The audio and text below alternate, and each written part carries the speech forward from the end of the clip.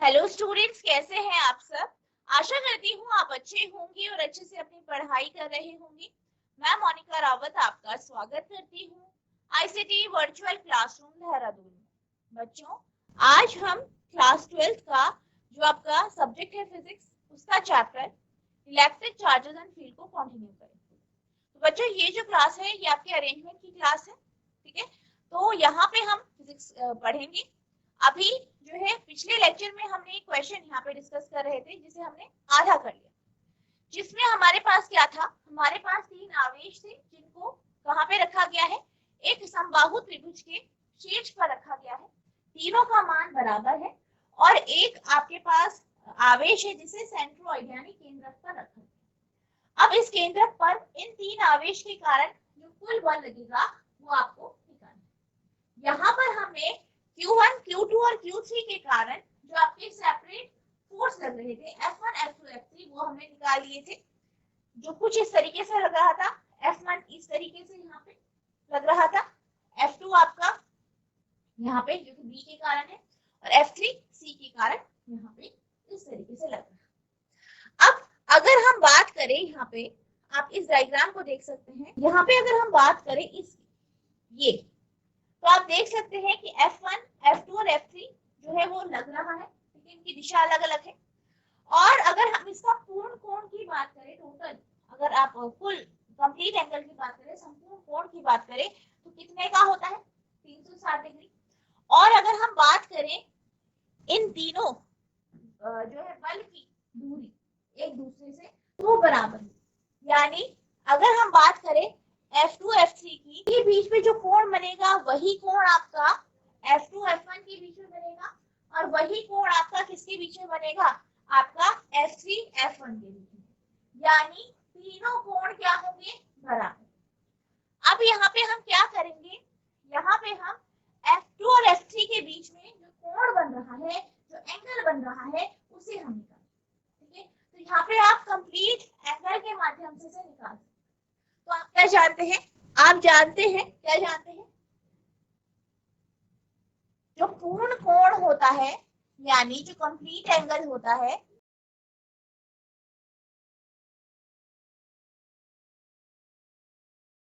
वो कितने का होता है, 360 डिग्री का। कितने का होता है, 360 डिग्री का होता है, आप जानते हैं। अब तीनों कोण क्या हो रहे, बराबर हो रहे, ठीक है। तीनों कोण बराबर है, अगर हम माने इनको जो है यहाँ पे मान लेते हैं हम, इस एंगल को हम मान लेते हैं L, इसको M और इसको N, ठीक है। L, M और N, और L बराबर होगा M बराबर होगा N के, ठीक है। तीनों कोण क्या हो जाएंगे, बराबर होंगे, ठीक है, बराबर दूरी पे है। हमें क्या निकालना है, एंगल L, या अगर हम बात करें कोण कौन सा, F3 और F2 के बीच में जो कोण है वो हमें निकालना। तो हम क्या करेंगे, हम लिखेंगे यहाँ पे एंगल L बराबर हो जाए, एंगल L, एंगल M और एंगल N जो है कुल कितना है, 360 डिग्री का, ठीक है। और हम क्या जानते हैं कि एंगल L बराबर है एंगल M बराबर है एंगल N के, ठीक है। तो आप क्या कर सकते हैं, हमें यहाँ पे एंगल L निकालना है, एंगल L लिख दीजिए सारी जगह, तो जाएगा angle L plus angle L plus angle L equals to 360 degree. तो ये तीनों ऐड कर देंगे तो 3 टाइम्स हो जाएगा, ठीक है, यानी 3 angle L equals to 360 degree, या एंगल L इक्वल्स टू 360 बटा 3 यानी 120 डिग्री, ठीक है। ये आपका एंगल L आ गया, और एंगल L हमारा क्या है, F1 और F2 के बीच का, ठीक है। तो एंगल L क्या है, angle between F2 and F3, ठीक है, यानी F2 तथा F3 के बीच का कोण, F2 और F3 के बीच का कोण, तो कितना होगा ये आपका L के बराबर होगा, यानी 120 डिग्री। ठीक है, इसको आप फाई मान लीजिए, इसको आप फाई मान लीजिए, हम मान लेते हैं इसे फाई। ठीक है, हमने इसे फाई मान। ठीक है, तो क्या आपको समझ में आया है क्यों आया आपका 120 डिग्री? ठीक है, क्योंकि आपके तीनों कोण बराबर है और जो पूर्ण कोण होता है वो 360 डिग्री का होता है, इसलिए आपका F2 F3 के बीच में, या हम कहें तीनों जो एंगल है वो बराबर है, कितना है 120 डिग्री। क्या आपको ये क्वेश्चन क्लियर हो गया है? हाथ खड़ा कीजिए। जीआईसी श्रीकोट, क्या आपको ये क्वेश्चन क्लियर हो गया है? यहाँ पे हमारा 120 डिग्री क्यों आया, ये आपको समझ में आया है? आ गया तो हाथ खड़ा कीजिए। यहाँ पे हमने क्या देखा, ए बी और सी में क्या है, आपको आवेश दिए गए हैं, इनका मान बराबर, और ये जो है, ये जो तीन आवेश है वो कहाँ रखे गए हैं, समबाहु त्रिभुज पे। समबाहु त्रिभुज क्या होता है, पहले ये बताइए आप। इक्विलेटरल ट्रायंगल क्या होता है, समबाहु त्रिभुज क्या होता है, ये आपको बताना है। इक्विलेटरल ट्रायंगल, समबाहु त्रिभुज क्या होता है? ठीक है, समबाहु त्रिभुज क्या होता है ये बता। मैं आपसे बेसिक क्वेश्चन पूछ रही हूँ, इक्विलेटरल ट्रायंगल समबाहु त्रिभुज क्या होता है? जीआईसी धारचूला, तो त्रिभुज कहते हैं बेटा रिपीट कीजिए। जिसकी सभी भुजाएं समान होती है उसे समबाहु त्रिभुज कहते हैं। ठीक है, वेरी गुड। बेटा आपका नाम अभी क्या आया है? लुकिंद्र। अच्छा, और आप इसके बाकी और कुछ गुण बताइए, क्या क्या प्रॉपर्टीज होती है इसकी, गुण क्या क्या होते हैं और इक्विलेटरल ट्रायंगल के, इसके कोण कैसे होते हैं? समबाहु त्रिभुज के कोण का मान कितना होता है? 60 डिग्री। Very good. और सारे कोण बराबर होते हैं, अलग अलग होते हैं? सारे कोण बराबर। ठीक है, वेरी गुड। ठीक है, वेरी गुड बेटा। ठीक है, आप लोग हंसे मत। ठीक है, यहाँ पे कोई कुछ यहाँ जोक थोड़े ना पढ़ा जा रहा है, क्वेश्चन कर रहे हैं, क्लास में ग्राफ की तरह रहा जाता है। ठीक है, तो यहाँ पे क्या है, तीनों जो है कोण जो है आपके कितने हैं, 60 डिग्री के हैं। इसके बाद हमने F1 F2 F3 की जो है मान निकाला, कितना आया हमारा, तीनों बराबर आए, पर दिशा क्या है, अलग अलग है। अब तीनों की दिशा अलग अलग है और तीनों के बीच में क्या होगा, आपका कोण बराबर होगा, यानी F2 F3 के बीच में जो कोण है उतना ही कोण आपका F3 F4 के बीच, F1 के बीच में होगा और उतना ही F1 और F2 के बीच में होगा। ठीक है, ठीक है, तो यहाँ पे क्या है, तीनों के तीनों कोण क्या है, बराबर, और ये क्या बना रहा है, कंप्लीट एंगल बना रहा है, पूर्ण कोण बना रहा है। ठीक है, संपूर्ण कोण बना रहा है, ठीक है, कंप्लीट एंगल बना रहा है। तो इसलिए क्या हुआ, हमने क्या किया, हमने माना कि इनके बीच में जो एंगल है वो कितना है, L, M और N। तो तीनों का योग क्या होगा आपका, 360 डिग्री होगा। ठीक है, अब L बराबर आपके M बराबर है N के। ठीक है, तो हम उसकी जगह L रख देंगे। ठीक है, तो 360, ठीक है, 3, ठीक है, तो ये आ जाएगा इस तरीके से, तो 3 यहाँ आ जाएगा, तो 120 डिग्री आपका एंगल L। और हमने एंगल L किसे माना है, एंगल L हमने जो माना है वो हमने जो है F2 और F3 के बीच के एंगल को माना, यानी F2 और F3 के बीच का जो कोण है वो कितना है आपका, एंगल L, और कितना आया है, 120 डिग्री। अब हम क्या करेंगे, यहाँ पर F2 और F3 क्या है, आपके दोनों वेक्टर है, सदिश है, और यहाँ पे हम क्या निकालेंगे, इन दोनों का रिजल्टेंट निकालेंगे। ठीक है, तो रिजल्टेंट निकाल के इन दोनों का रिजल्टेंट हमारा आ जाएगा। ठीक है, तो रिजल्टेंट आप कैसे निकालते हैं, रिजल्टेंट का फॉर्मूला क्या होगा, आपको F1 और F2 के बीच का रिजल्टेंट निकालना। ठीक है, ये क्या है आपका, सॉरी F2 और F3 के बीच में, तो ये था आपका F2 और ये था आपका F3, इनके बीच में कोण कितना है, 120 डिग्री। अब जो रिजल्टेंट निकलेगा वो आपका पैरेलल लॉ से निकलेगा, रिजल्टेंट यहाँ पे होगा। ठीक है, R मान लीजिए। ठीक है, यहाँ पे तो फॉर्मूला क्या होगा R को निकालने का, आपने पढ़ा है क्या होता है, R बराबर अंडर द रूट F1 का स्क्वायर प्लस F2 का square plus 2 F1 F2 cos five. यहाँ पे फाइव क्या होगा, F2 और F3 के बीच का एंगल। ये आपने क्लास 11th में पढ़ा है, जब आप सदिश के बारे में पढ़ते हैं, वेक्टर्स के बारे में पढ़ते हैं, उसमें आपने ये फॉर्मूला पढ़ा है। वहां पे इससे रिलेटेड आपने बहुत सारे क्वेश्चंस करे हैं कि किस तरीके से आप यहाँ पे रिजल्टेंट निकाल। ठीक है, तो यहाँ पे हमें रिजल्टेंट निकालना है, आर का मान निकालना है। आर बराबर, ठीक है, F2 और F3 ले रहे हैं। F2 और F3 की वैल्यू, F2 कितना है 1/4πε0 T/Q upon L square. Direction different है, मान जो है सेम है, वैल्यू सेम है। ठीक है, इसकी वैल्यू डाल देंगे यहाँ पे 1/4πε0 2Q अपॉन L का स्क्वायर।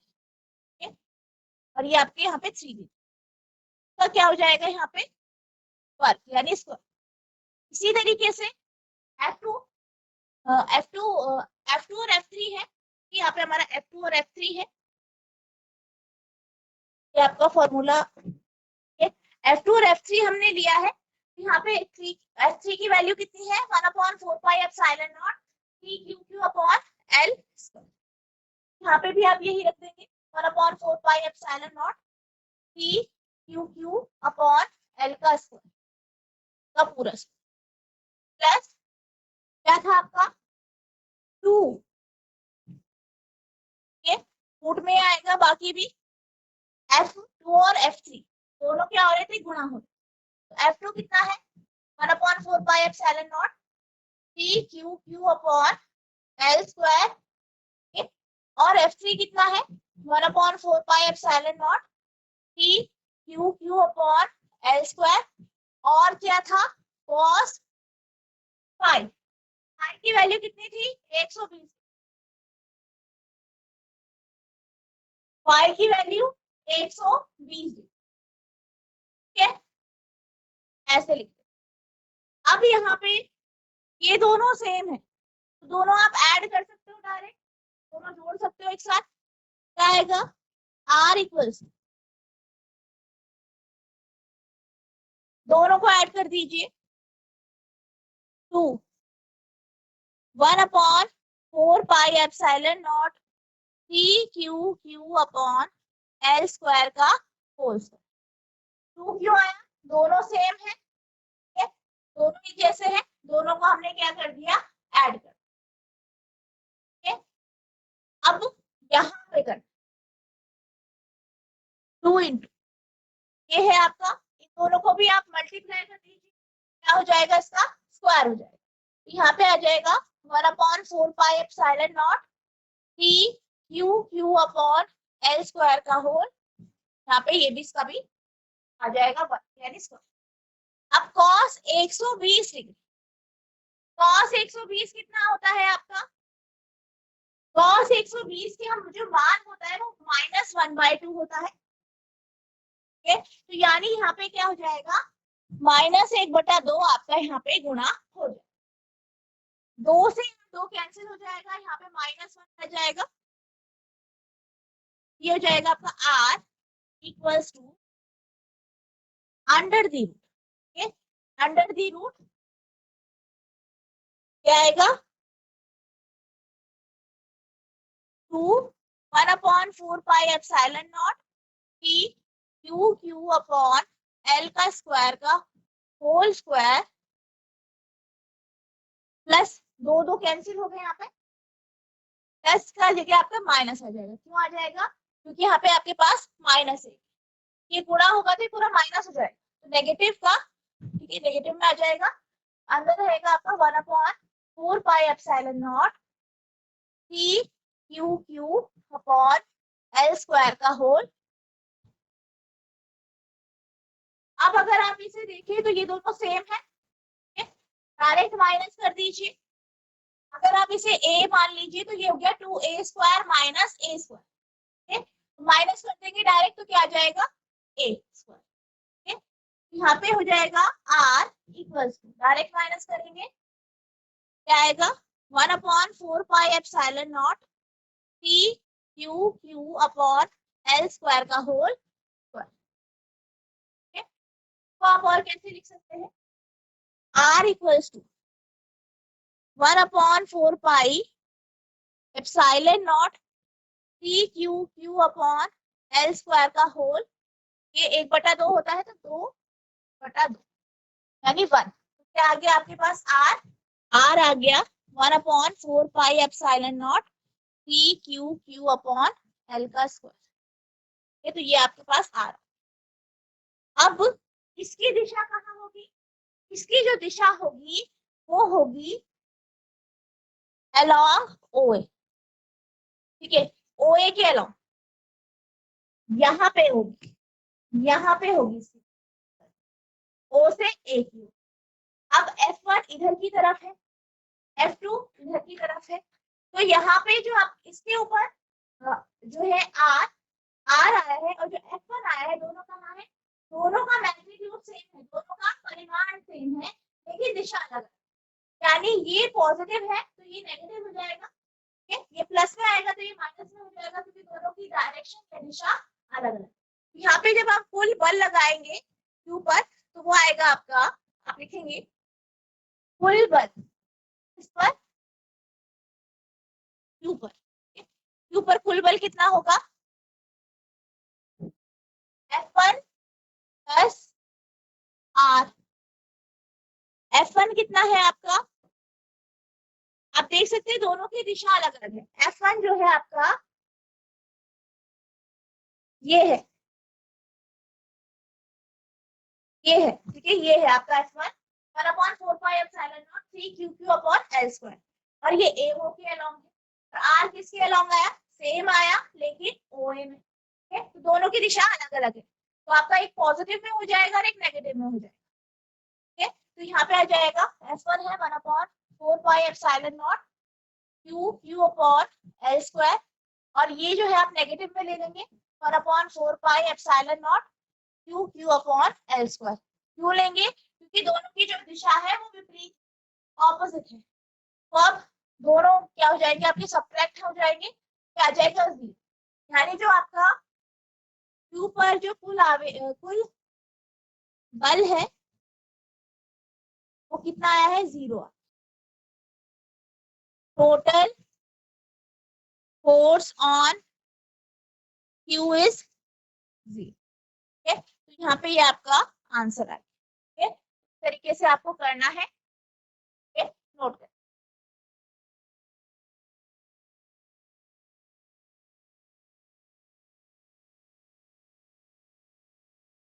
तो बच्चों आज हमने जो आपका न्यूमेरिकल है इसे कंप्लीट कर लिया है, काफी इंपॉर्टेंट न्यूमेरिकल है। मुझे आशा है कि आपको ये क्वेश्चन समझ में आ गया होगा। आपको इस क्वेश्चन को रिवाइज करना है, नेक्स्ट लेक्चर में हम जो आगे की टॉपिक है यानी जो इलेक्ट्रिक फील्ड का टॉपिक है उसे हम स्टार्ट करेंगे। आज आपको पढ़ाया गया है इसे रिवाइज करना है, अगर कोई भी डाउट होगा तो नेक्स्ट लेक्चर में पूछ सकते हैं। बच्चों आज के लिए बस इतना ही, मिलते हैं अब नेक्स्ट सेशन में, तब तक के लिए thank you and have a nice day.